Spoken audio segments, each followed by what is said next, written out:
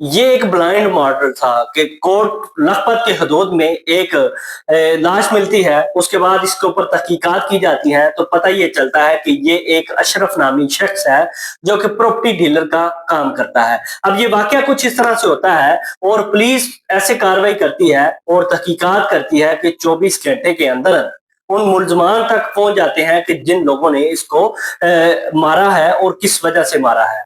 इस वाक़ये की तमाम तर डिटेल आज के इस व्लॉग में मैं आपके साथ शेयर करूँगा। अस्सलाम वालेकुम, मैं हूं रिज़वान अली आपकी खिदमत में हाज़िर और आप देख रहे हैं मेरा डिजिटल चैनल। लाहौर कोट लखपत की हदूद में एक ब्लैंड मर्डर होता है और पुलिस कार्रवाई करती है और 24 घंटे के अंदर मुल्ज़मान को पकड़ने में कामयाब हो जाती है।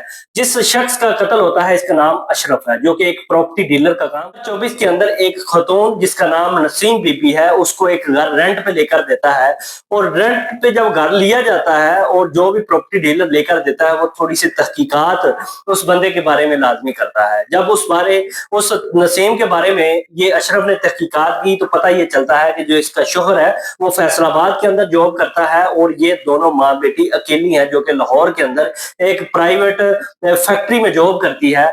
तो उसके बाद वो एक छोटा सा घर उनको लेकर देता है रेंट पे और रेंट देकर वो सामान शिफ्ट करते हैं और वहां पे शिफ्ट हो जाते हैं।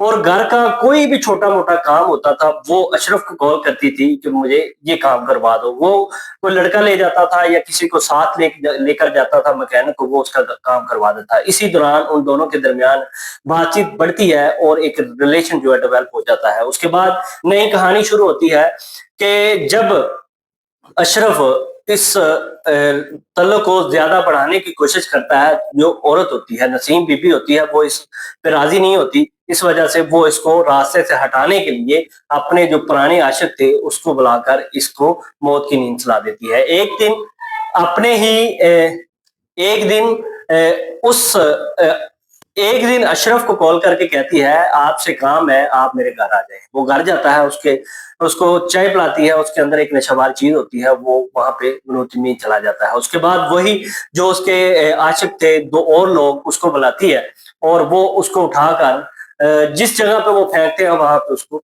आग लगा देते हैं। उसके बाद जब पुलिस वालों को इत्तला मौसूल होती है, सुबह 4 बजे 5 बजे के करीब पुलिस पहुंचती है मौके पे और उसके बाद तहकीकात की जाती हैं और इसके मोबाइल का डाटा निकाला जाता है और आखिरी कॉल जो होती है वो नसीम बीबी के नंबर पे होती है। और उसके बाद जब नसीम बीबी को पुलिस वाले गिरफ्तार करते हैं, तहकीकात करते हैं, तो पता ये चलता है कि यह सारे का सारा काम नसीम बीबी ने ही डाला है, उसने ही इसको मौत की नींद सुलाया है। और इस वजह से उसके बाद कुछ और भी इंकशाफात सामने आते हैं जो कि अगली वीडियो में मैं आपके साथ शेयर करूंगा। इस तरह के व्लॉग देखने के लिए मेरे चैनल को सब्सक्राइब करें। अल्लाह।